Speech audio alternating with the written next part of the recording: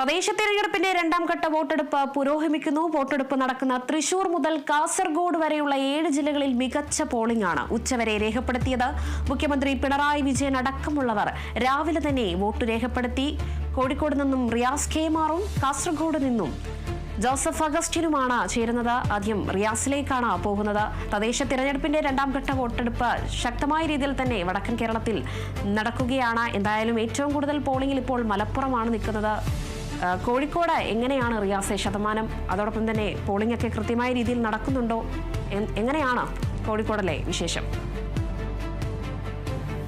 രേണുക, കോഴിക്കോടിനെ സംബന്ധിച്ച് പറയുമ്പോൾ 60% പോളിംഗ് ഇപ്പോൾ രേഖപ്പെടുത്തപ്പെട്ടിരിക്കുന്നു എന്നുള്ളതാണ്. പോളിംഗ് ശക്തമായി ഈ ഉച്ച സമയത്ത് സാധാരണ പോളിംഗ് കുറയുന്ന ഒരു സാഹചര്യമാണ് പൊതുവെ കണ്ടുവരുന്നത്. പക്ഷേ അത് പോലും ഇതിന് ബാധിക്കുന്നില്ല. ആളുകൾ കൃത്യമായി ബൂത്തുകളിലേക്ക് വോട്ട് ചെയ്യാൻ ഒഴുകിയെത്തുന്ന ഒരു കാഴ്ചയാണ് നമുക്ക് ഈ ഉച്ച കഴിഞ്ഞും കാണാൻ സാധിക്കുന്നത്. നിലവിൽ പ്രധാനമായും ബ്ലോക്ക് പഞ്ചായത്ത് തലങ്ങൾ പരിശോധിച്ചാൽ പോലും 60% മുകളിൽ ഈ വോട്ട് ശതമാനം നമുക്ക് കാണാൻ കഴിയുന്നുണ്ട്.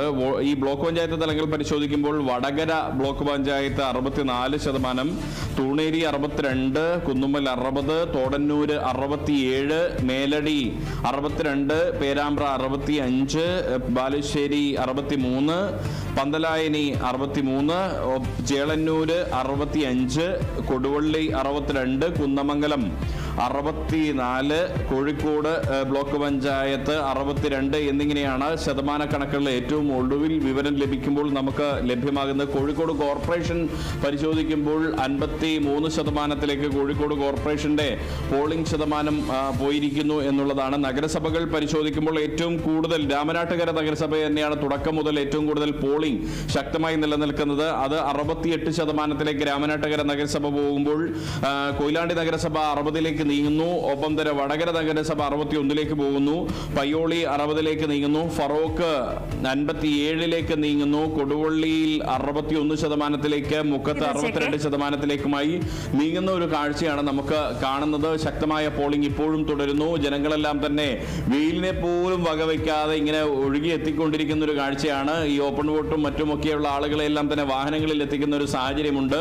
അതിനിടെ കോഴിക്കോട് വെള്ളയിൽ ബീച്ചിൽ ബൂത്ത് നമ്പർ 2 ഫിഷറീസ് സ്കൂളിൽ ചെറിയൊരു തർക്കം ഉടലെടുക്കുന്ന ഒരു സാഹചര്യമുണ്ടായി. അത് ലീഗ് വോട്ടുകൾ ക്യാൻവാസ് ചെയ്യുന്നു എന്നാരോപിച്ച് ലീഗ് പ്രവർത്തകർ അവിടെ ഒരു പ്രതിഷേധിക്കുന്ന സാഹചര്യമുണ്ടായി. അവരെ പോലീസ് ഇടപെട്ട് മാറ്റിയിട്ടുണ്ട്. ഇപ്പോൾ തർക്കമെല്ലാം തന്നെ പരിഹരിക്കപ്പെട്ടിട്ടുണ്ട് എന്നുള്ളതാണ്.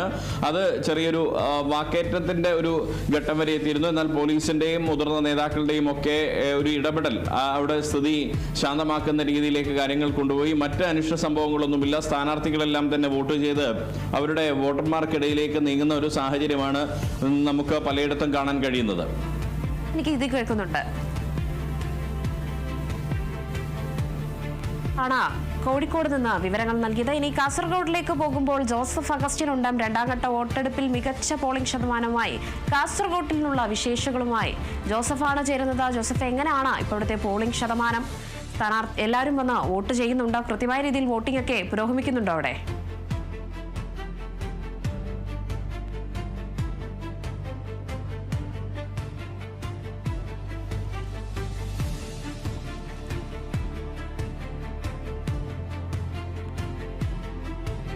തദ്ദേശ തിരഞ്ഞെടുപ്പിന്റെ രണ്ടാം ഘട്ട വോട്ടെടുപ്പ് എന്തായാലും പുരോഗമിക്കുകയാണ്. 7 ജില്ലകളിലാണ് ഈ വോട്ടെടുപ്പ് നടക്കുന്നത്. തൃശൂർ മുതൽ കാസർഗോഡ് വരെയുള്ള 7 ജില്ലകളിൽ മികച്ച രീതിയിലുള്ള പോളിംഗ് ആണ് ഈ ഉച്ചവരെ, ഏകദേശം ഇപ്പോൾ 3 മണി വരെ നടന്നിരിക്കുന്നത്. ഈ 3 മണി വരെയുള്ള കണക്കുകൾ നോക്കുമ്പോൾ മലപ്പുറമാണ് ഏറ്റവും കൂടുതൽ മുൻപിൽ നിൽക്കുന്നത്.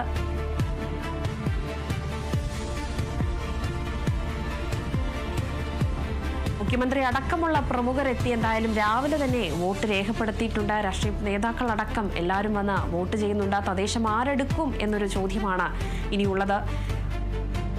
തെക്കൻ കേരളത്തിലും വടക്കൻ കേരളത്തിലും, തെക്കൻ കേരളത്തിലെ തിരഞ്ഞെടുപ്പ് കഴിഞ്ഞ ദിവസം നടന്നിരുന്നു. ഇപ്പോൾ വടക്കൻ കേരളത്തിലാണ് നടന്നുകൊണ്ടിരിക്കുന്നത്. 13-നാണ് ഈ കേരളത്തിന്റെ 14 ജില്ലയുടെയും തദ്ദേശ തിരഞ്ഞെടുപ്പിൽ ആര് തദ്ദേശം കീഴടക്കുമെന്നൊരു ചോദ്യം വരുന്നത്. മുന്നണികൾ എവിടേക്ക് സീറ്റുകൾ നിലനിർത്തും എന്നൊരു കാര്യം കൂടിയുണ്ട്.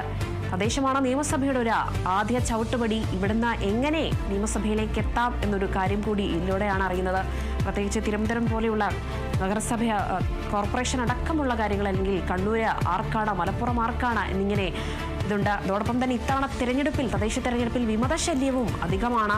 അപ്പോൾ വോട്ട് വിഭജിക്കാനുള്ള സാധ്യതയും എന്തായാലും കാണാതിരിക്കാൻ കഴിയില്ല. എന്തായാലും ശക്തമായ രീതിയിൽ തന്നെ വടക്കൻ കോട്ടയിൽ അല്ലെങ്കിൽ വടക്കൻ കേരളത്തിൽ തദ്ദേശ തിരഞ്ഞെടുപ്പ് നടക്കുന്നുണ്ട്.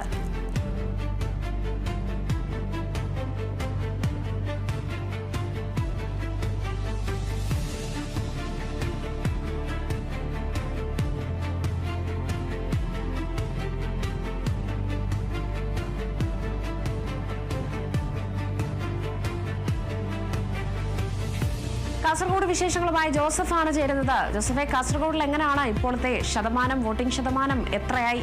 കൃത്യമായ രീതിയിൽ വോട്ടുകളൊക്കെ നടക്കുന്നുണ്ടോ? രേണുക, കാസർഗോഡ് ജില്ലയിൽ മികച്ച രീതിയിലുള്ള പോളിംഗ് ആണ് ഇപ്പോൾ നടക്കുന്നത്. നിലവിലത്തെ കണക്ക് പ്രകാരം 57% വോട്ടാണ് കാസർഗോഡ് ജില്ലയിൽ ഇതുവരെ രേഖപ്പെടുത്തിയിട്ടുള്ളത്. മുനിസിപ്പാലിറ്റികളിലാണ് കൂടുതലും പോളിംഗ് ശതമാനം രേഖപ്പെടുത്തിയിട്ടുള്ളത്. 60% മുകളിലാണ് മുനിസിപ്പാലിറ്റിയിലെ പോളിംഗ് ശതമാനം. എന്തായാലും വിശദമായ കണക്കുകളിലേക്ക് വരികയാണെങ്കിൽ ജില്ലയിൽ ആകെ മൊത്തം, അതായത് 3 മണി വരെയുള്ള കണക്കുകൾ വരുമ്പോഴും ആകെ മൊത്തം 6 ലക്ഷത്തിലധികം ആളുകളാണ് വോട്ട് ചെയ്തിരിക്കുന്നത്. 11 ലക്ഷത്തോളം ആളുകളാണ് വോട്ടർ ലിസ്റ്റിലുള്ളത്. ഇതിൽ 6 ലക്ഷത്തിലധികം ആളുകൾ ഇതിനോടകം തന്നെ വോട്ട് ചെയ്തിട്ടുണ്ട്. മുനിസിപ്പാലിറ്റിയുടെ കണക്കെടുക്കുകയാണെങ്കിൽ കാഞ്ഞങ്ങാട് മുനിസിപ്പാലിറ്റിയിൽ 54% പേരും, കാസർഗോഡ് മുനിസിപ്പാലിറ്റിയിൽ 51%, നീലേശ്വരത്ത് 62% ഇപ്പോൾ പോൾ ചെയ്തിട്ടുള്ളത്. നീലേശ്വരം മുനിസിപ്പാലിറ്റിയിലാണ് ഏറ്റവും കൂടുതൽ പോളിംഗ് രേഖപ്പെടുത്തിയിട്ടുള്ളത്. രാവിലെ മുതൽ ഇവിടെ കനത്ത പോളിംഗ് ആയിരുന്നു. ഒരുപക്ഷെ വൈകിട്ടാകുമ്പോഴത്തേക്കും ഒരു 80%-ലേറെ പോളിംഗിലേക്ക് എത്തുമെന്ന് തന്നെയാണ് ഈ ഘട്ടത്തിൽ നേതാക്കളും മുന്നണികളും അടക്കം പ്രതീക്ഷിക്കുന്നത്. എന്തായാലും ജില്ലയിലെ തെരഞ്ഞെടുപ്പ് സമാധാനപൂർവ്വമായി തന്നെയാണ് മുന്നോട്ട് പോകുന്നത്. രാവിലെ 10 ഇടങ്ങളിൽ ഇത്തരത്തിൽ യന്ത്ര തകരാറ് മൂലം വോട്ടിംഗ് ഭാഗികമായി തടസ്സപ്പെടുന്ന ഒരു സാഹചര്യം ഉണ്ടായിരുന്നു. എന്തായാലും അതിനുശേഷം ഭാഗികമായി ഈ പ്രശ്നങ്ങൾ പരിഹരിച്ച് തിരഞ്ഞെടുപ്പ് മുന്നോട്ട് കൊണ്ടുപോകുന്ന ഒരു സ്ഥിതിവിശേഷമാണ് ഉണ്ടായത്. എന്തായാലും അനിഷ്ട സംഭവങ്ങളൊന്നും ജില്ലയിൽ നിന്ന് ഇതുവരെയും റിപ്പോർട്ട് ചെയ്തിട്ടില്ല. എന്തായാലും വളരെ സുരക്ഷയിൽ തന്നെയാണ് ഈ പ്രശ്നബാധിത ബൂത്തുകളെല്ലാം തന്നെ ഉദ്യോഗസ്ഥരടക്കം കൈകാര്യം ചെയ്തിട്ടുള്ളത്. അതുകൊണ്ട് തന്നെ ഒരു പ്രശ്നങ്ങളില്ലാത്ത രീതിയിൽ തന്നെ സമാധാനപൂർവ്വമായി തന്നെയാണ് ജില്ലയിലെ തെരഞ്ഞെടുപ്പ് മുന്നോട്ട് പോകുന്നത്. രാവിലെ ഒരു അനിഷ്ട സംഭവം കാസർഗോഡ് കുമ്പടാജിയിൽ നിന്നുണ്ടായത് ഇപ്രകാരമാണ്. അതായത് LDF സ്ഥാനാർത്ഥിയുടെ വീടിന് സമീപത്തു നിന്നൊരു ബോംബ് സ്ഫോടനം ഉണ്ടാകുന്നത്. അതായത് പന്നിശല്യം രൂക്ഷമായ ഇടത്ത് ഇത്തരത്തിൽ പന്നികൾക്ക് വെച്ച ഒരു കെണിയിൽ നിന്നാണ് ഒരു ബോംബ് സ്ഫോടനം ഉണ്ടായതെന്നാണ് വിചാരിച്ചിരിക്കുന്നത്. വെതിയെടുക്ക പോലീസ് എന്തായാലും സ്ഥലത്തെത്തി നടത്തിയ പരിശോധനയിൽ 3 ബോംബുകളും കണ്ടെടുക്കുകയുണ്ടായി. പന്നിശല്യം രൂക്ഷമായ ഇടത്ത് ഇത്തരത്തിൽ ഉണ്ടാവാറുണ്ട് എന്നാണ് നാട്ടുകാരടക്കം വ്യക്തമാക്കിയിട്ടുള്ളത്. എന്തായാലും ഈ വിഷയത്തിലും വിശദമായ പരിശോധന നടത്തുകയാണ്. എന്തായാലും തെരഞ്ഞെടുപ്പ് ദിവസത്തിൽ ഇത്തരത്തിലൊരു സംഭവം ഉണ്ടായത് അതീവ ഗൗരവത്തോടു കൂടിയാണ് പോലീസ് അടക്കമുള്ള ഉന്നത ഉദ്യോഗസ്ഥർ നോക്കിക്കാണുന്നത്. എന്തായാലും ശക്തമായ മത്സരം നടക്കുന്ന ഇടങ്ങളിൽ കനത്ത പോളിംഗ് രേഖപ്പെടുത്തുന്നു എന്നുള്ളതാണ് ഏറ്റവും പ്രധാനപ്പെട്ടത്. മാത്രവുമല്ല ജില്ലാ പഞ്ചായത്തിലേക്ക് കനത്ത പോരാട്ടം തന്നെയാണ് ഇപ്പോൾ നടക്കുന്നത്. കഴിഞ്ഞ വർഷം തുല്യ ശക്തികളായിരുന്നു LDF-ഉം UDF-ഉം. പിന്നീട് സ്വതന്ത്രന്റെ പിന്തുണയോടുകൂടി തന്നെ LDF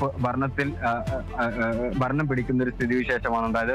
അത്തരത്തിൽ ഇത്തവണയും ഭരണം പിടിക്കാൻ സാധിക്കുമെന്നൊരു പ്രതീക്ഷ കൂടിയാണ് CPM നേതാക്കളടക്കം പങ്കുവയ്ക്കുന്നത്. എന്തായാലും വളരെ ശക്തമായ തെരഞ്ഞെടുപ്പ് പ്രചരണമാണ് കഴിഞ്ഞ കാലങ്ങളിലെല്ലാം തന്നെ നടത്തിയിട്ടുള്ളത്. അതുകൊണ്ട് തന്നെ ഇരു മുന്നണികളും വലിയ പ്രതീക്ഷയിലാണ്. മാത്രവുമല്ല BJPയെ സംബന്ധിച്ചിടത്തോളം ഏറെ പ്രധാനപ്പെട്ട ഒരു ജില്ല കൂടിയാണ് കാസർഗോഡ് ജില്ല. മഞ്ചേശ്വരം, മധൂർ പ്രദേശങ്ങളിലെല്ലാം 3-ലധികം പഞ്ചായത്തുകളിൽ BJPക്ക് ജോസഫ് ഇടപെടുകയാണ്. എന്തായാലും ശക്തമായ രീതിയിൽ തന്നെ വടക്കൻ കേരളത്തിലും തദ്ദേശ തിരഞ്ഞെടുപ്പിൽ വോട്ട് പുരോഗമിക്കുന്നു എന്ന് തന്നെയാണ് മനസ്സിലാക്കാൻ കഴിയുന്നത്. കോഴിക്കോട് നിന്നും റിയാസ് കെ മാറും, കാസർഗോഡ് നിന്നും ജോസഫ് അഗസ്റ്റിനുമാണ് ഇപ്പോൾ വിവരങ്ങൾ പങ്കുവച്ചത്.